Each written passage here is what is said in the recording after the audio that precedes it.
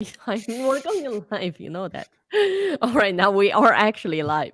Welcome to another week at Drone DJ. So, our top news this week, kicking off with India's big news banning all drone imports into India. If you've got anything to share with us on that, please let us know. And then we also have a drone cargo company called Natilus reviewing a $6 billion advance order. That should be interesting. And also along drone delivery, this week video of the week, we're going to talk about Wendover's new video on the failure of drone delivery. And last one, if we're going to talk about rumors, chatters of the industry, well, first of all, we have we have one picture we're going to share with you. Is it a drone? Is it a bird? Or what is it going to do? And lastly, if anyone uses Autel Nano or Nano Light, please share some of your user experience with us. I feel like we almost need to have a little, support group and figuring out what worked or the challenges we're all going through.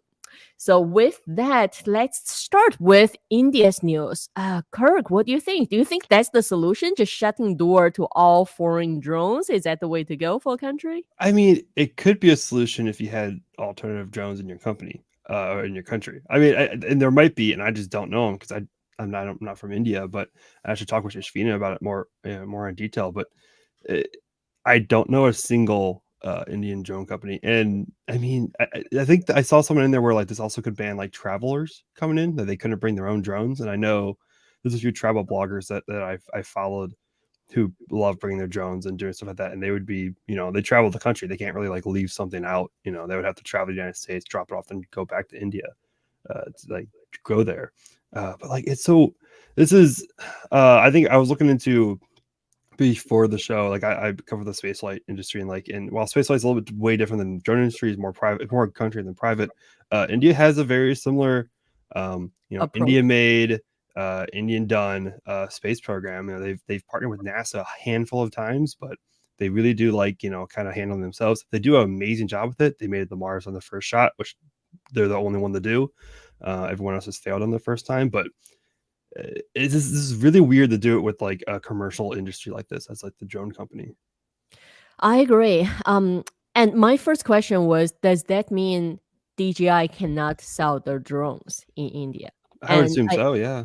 And I guess not only they cannot sell, but just like you mentioned, someone can't even go into India, bring a DJI or Autel or I guess Skydio even, right? They can't even bring a Skydio into India. It's any foreign made drones. And this is only for like more commercial, like a defense research. I can't remember what the other one is. Government, I think, use are like kind of like exempted from it, so they can We're allowed to do, yeah. So you have to have some kind of. So basically, if you're buying a foreign drone to say I'm taking it apart to learn it, so we can do a better one, then yes, you can go buy one, right? Well, and also one thing, I think, I don't know if this is the exemption, but if DJI opens up a plant to build their drones in India, I think that might count. Maybe I that would be an interesting move by India to see like, hey, well, maybe if DJI builds their drones here.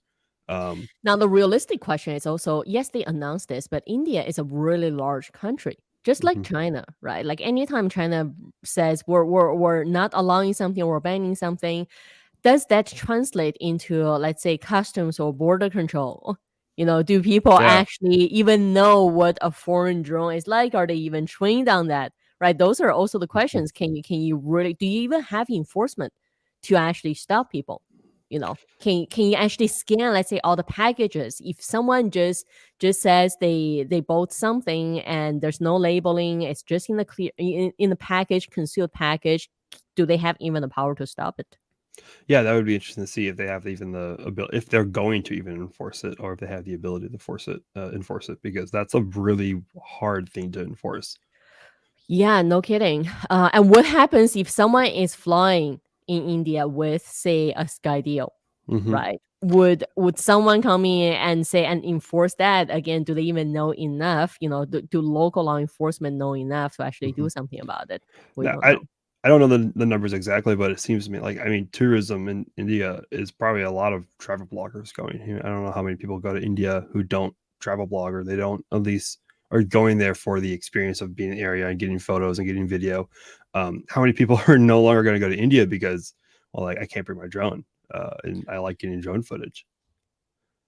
Or at least they get there and then they can't come in, so they have to turn back around and go the other way. And now they lose out on tourism income. So that would be interesting. It's just how this Well, is I going to guess play we out in can the keep a future. close eye on Instagram, right? Let's check out some of the Instagram bloggers who's Yeah, recently gone to India and have they done any aerial shots? yeah. And we can So certainly ask them. yeah, seeing how this plays out is going to be Yeah. interesting. Yeah. So if you're willing to be a guinea pig, planning to take your drone into India in the next Yeah. little while, maybe let us know how that goes. Yeah.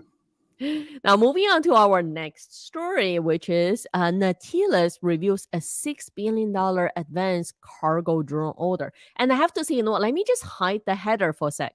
Because if I just look at this picture and if I just look at those drones, I would have said that looked like some kind of stealth military drone. Like I wouldn't have guessed they're cargo drones.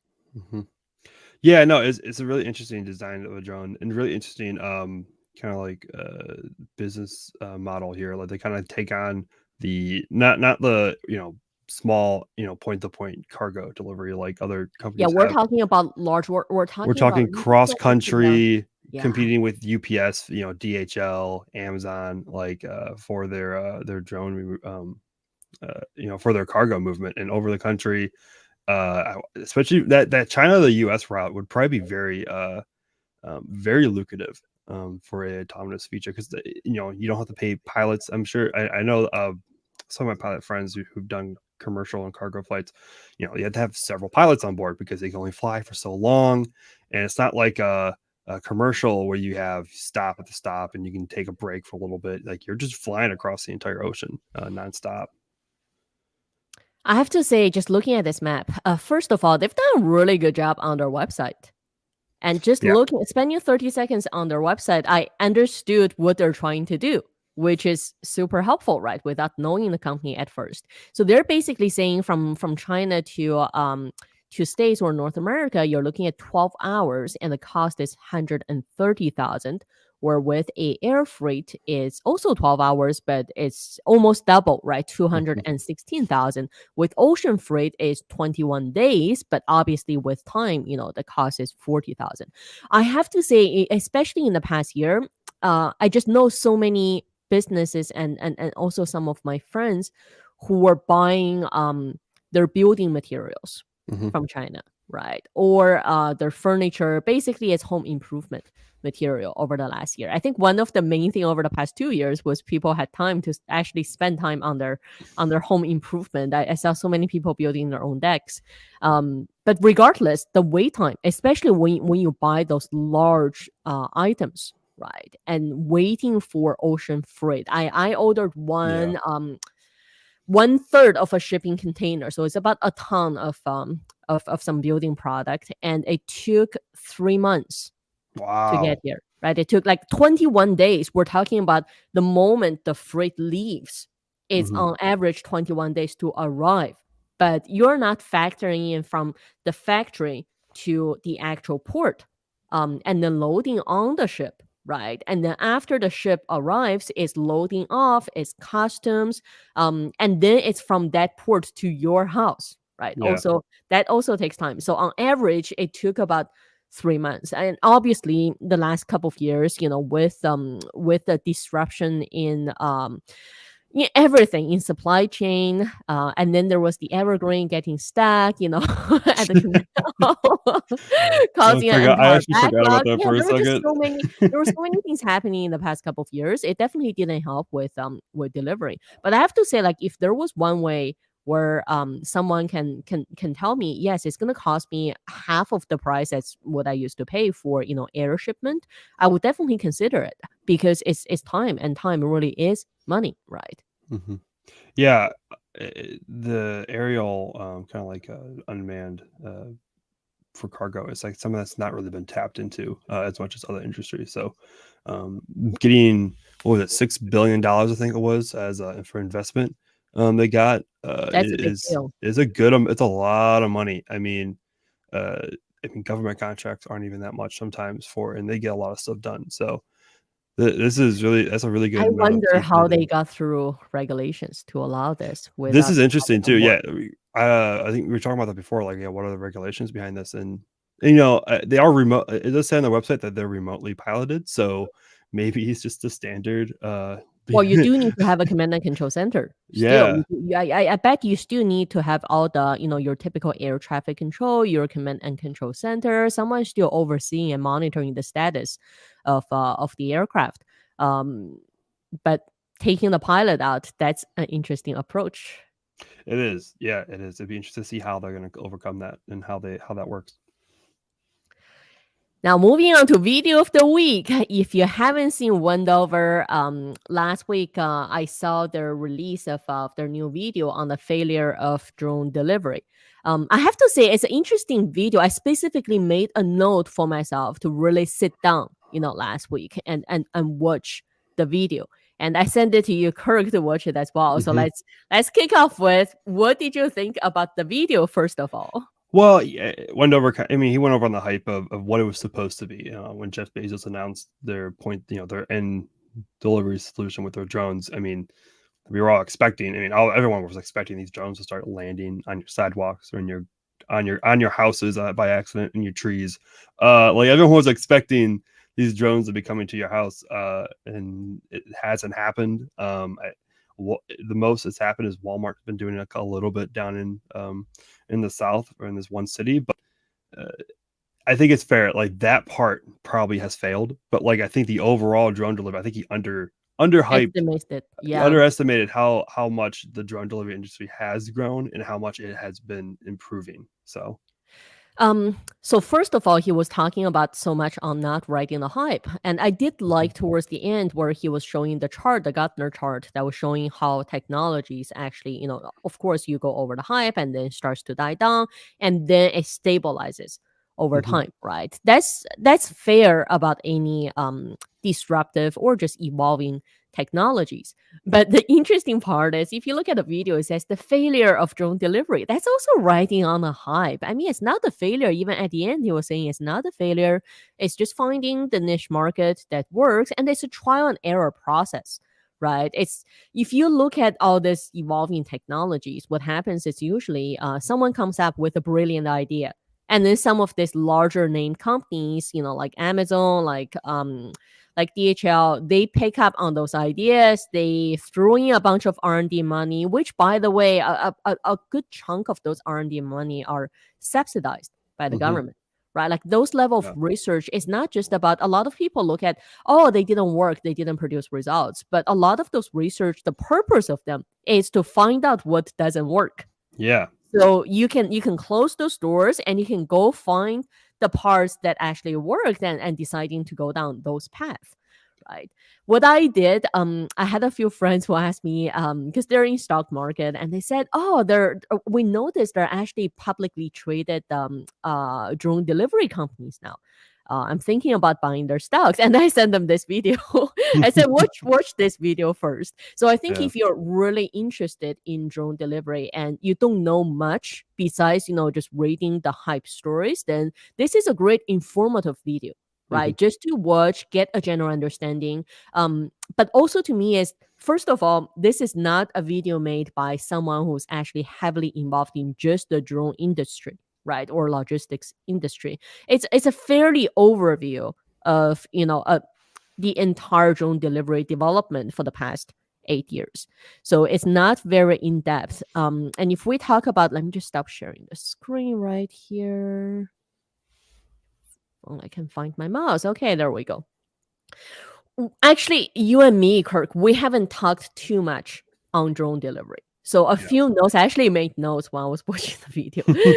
So first of all, like we said, who makes the disruptive technologies work? I mean, typically not these major companies, but No. they're really helping to pave way. And that's why there's so much government subsidy on R&D activities, because we all know they're just paving way of finding out what actually works. And usually what works, I mean, if we look at the consumer drone market, who didn't work? GoPro didn't work with their Yeah. Karma, right? 3DR didn't work with their Solo. Who worked? I mean, Area Skyranger, as we said last week, a huge military contractor, one of the first ones to introduce a quadcopter, with high resolution camera. It was a great unit, but they also didn't work. What worked was DJI coming up with Phantom 3 Pro, right? That was the year it really made it. And that's really common for technologies industry. It's those high, high ticket items, already established companies. It's just not in the same survival instinct Yeah. as a startup just trying to make it work. Right. That's number one. So I find he spent too much time on the video just talking about Amazon and DHL. And yeah, towards the end, they were talking about Zipline, but there Mhm. was also no mention of some of these smaller companies. As simple as I can think of, there are actually tons of medical delivery companies. Yeah, that's what I was gonna say. Um, Medical. Yep. yeah, in Icelandic countries or even in northern parts of Canada, where we have very, very remote communities. And you can't even access those. And a lot of those are medical. And also, I saw trials for Icelandic countries and for Canada from postal office. And Mhm. it's literally a van, like your typical postal office vehicle with the packages, drive to a center of a small town, and then have the drone to do that last mile Yeah. delivery. Right, especially in the winter, you can't even drive up to residential houses. So those are interesting applications too, which we're not seeing. Defibrillators, right? We're not seeing much of coverage on those. So they're definitely a lot more successful. So the video is good if you want to get into that space. At least it helps you to close some areas to say, look, those areas maybe we shouldn't explore them at this point, or at least with a different approach, right? Yeah, well, I think one thing he mentioned, you mentioned that like these major companies usually aren't the innovative ones. I mean, Amazon is kind of like the only one that's a little bit different. Like they kind of came in, they were a startup and they innovated, and then they kind of they're still kind of uh, innovating in a way, but in a much smaller scale.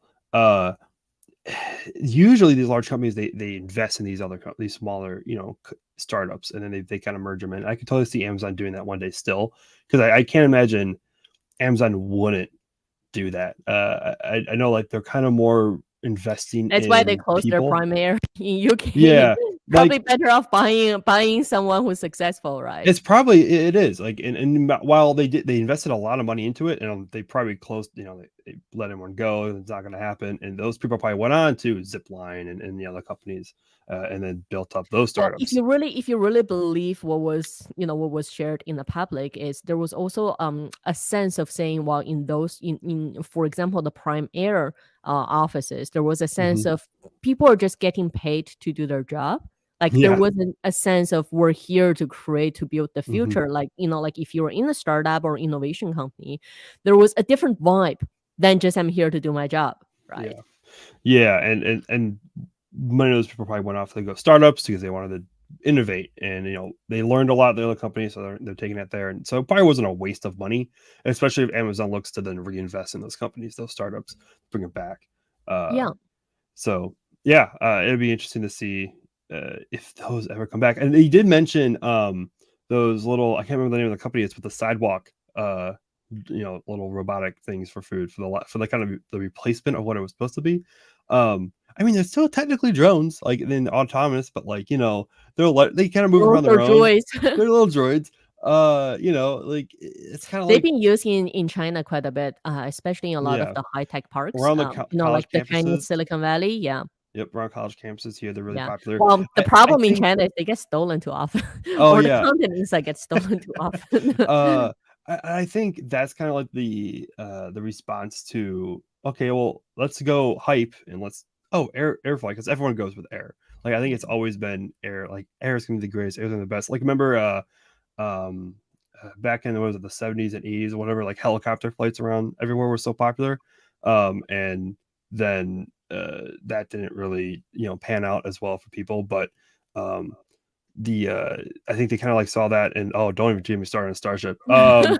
We will, this will turn into a Space Explored podcast real quick. But it kind of like, they kind of like pull back, okay, well, why don't we do these wheels, and like it's way easier, way more simplified, And not there's as many always a sense of regulations. doing it. Like I feel like there's always a sense of people just preferred going for the air route, right? It Even though, brings so like much more hype. Yeah. even when there are better ground solutions or cheaper or reliable, it doesn't matter. We want to go to the air. Yeah, no, it's so much more hype. It brings a lot more hype. It brings a lot more excitement. I think to fly something around rather than to just have it be driven around without a driver. So And plus, one thing about those sidewalk robots is it's also one of the reasons for air solution is to go away from congestion, right? It's because the hmm ground space is way too utilized, it's way too yep. congested. That's why you go air. And plus, what happens when it snows, when it ices? I didn't see off-road tires on those robots. So what kind of condition can they actually go, right? And Yeah. try to deploy those. Try to deploy those in New York on the Fifth Avenue and see, during I don't think they'll survive in New high York. traffic times, right? See what happens. Do you remember like the robot? Not even a robot. It was like a dummy that was supposed to hitchhike across the country. Like it went across Canada just fine. Like everyone picked it up, dropped it off at where it could Yeah, go. it was Everyone just cool. goes like to the United States. I think it was in Cleveland, Ohio, or no, I think it was in New York or New Jersey. Gets like beaten to pieces. Doesn't even make it like a mile. Yeah, So and it's like almost reminds me of one of those Top Gear episodes when they went to one of the southern U.S. states, right, and try oh to yeah, promote people. yeah. It's not. Yeah, the United States is not most friendliest to No, change. no, depending on where you are, There's some not really. technology. So And yep, people don't like their space being invaded. yep. Yeah. My last note really on delivery. One of the things I find from Wendover's video that actually to me wasn't accurate was about airspace, right? He was saying how difficult it is to fly in controlled or restricted airspace. From drone perspective, we always thought flying in uncontrolled airspace was Mhm. actually more was less safe than flying in controlled airspace. From a Yeah. manned aircraft perspective, controlled airspace is fairly controlled. For a manned aircraft to fly there, you need to have transponder. Not Yep. We're not just talking about ADS-B out. We're saying you need to have transponder in Mhm. controlled airspace. And in restricted airspace, in military airspace, they have to know everyone in that airspace. So it's not just having transponder, it's even more level of restriction and management. So, for example, I use an app called Fly Radar 24. Right, I use that when we fly a drone, especially if I anticipate this as being a busy airspace. I just hold up my phone. There's an AR feature, and you just face your phone in the sky. It actually gives you all the nearby aircraft information on your phone: altitude, speed, heading. That's actually great, especially when we're in controlled airspace. So I know I can just scan, I know all the aircraft in my area, and I know to avoid them for safety. The moment we go into Yeah. uncontrolled airspace, if we're talking about open lake, open farm country, I'm worried about those cowboy farmers flying their little Cessna plane really Yeah. low, right? Those are the ones I'm worried about. It's the ones that we don't know about worries me. So going back to drone delivery for and with airspace, the the other hype right now for the industry is UTM, is unmanned traffic management, right? It's essentially, I mean, it makes sense because it's coming down to that concept right now of using the what do you call it, the unused resources. So Mhm. if you look at airspace, it's actually unused resource, because if you look at the actual large airport, it goes from what ground level to 2,500 feet. That's the control zone. From the center of the airport, it can go out 2-3 nautical miles for that center of the control zone. We have highway. We have, one of the busiest highways, actually right next door to Toronto Pearson. 2-3 nautical miles out is exactly above the highway. And ground to 2,500 feet, we don't see airplanes above that stretch of highway, even 500 feet.